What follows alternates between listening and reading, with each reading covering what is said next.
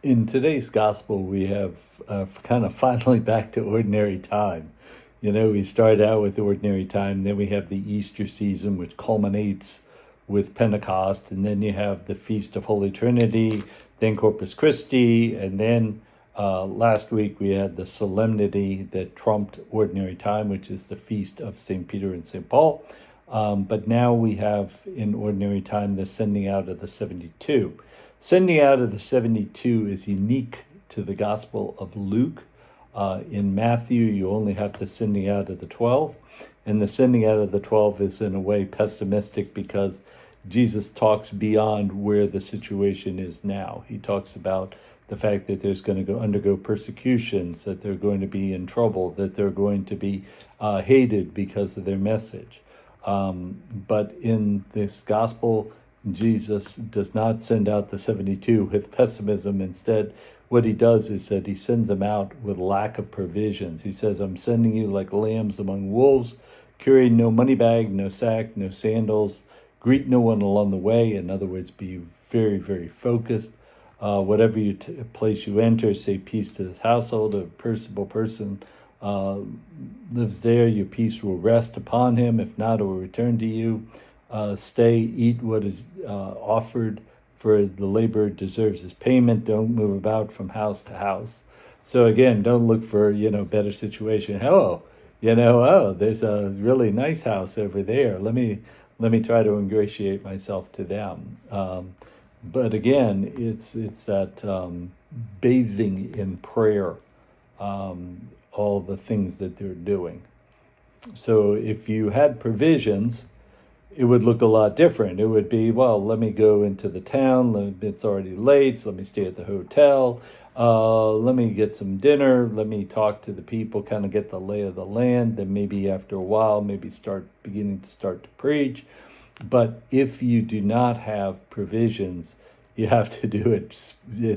It's focused. So you have to go and say, Lord, give me safety along the way. Help me to find somebody who's willing to give me provisions and food. Help me to find the town people to be receptive to the message. So in all those ways, what you're doing is that you're kind of bathing everything in prayer and really having that healthy dependence upon God. And so they send off. And that's important because really when we think about the sending out of the 72, it really will be that way in the future. It's not just that Jesus went about preaching and teaching into the towns and villages, or St. Paul went about preaching in the cities and towns, villages on his missionary journeys. But what he did was that he was able to infuse others with a zeal for the message. So not only did he do it, but he was also able to infuse others. And they went and turned off, and they founded particular churches in particular towns and communities. So it's finding that zeal, finding that missionary zeal and efforts in missionary work.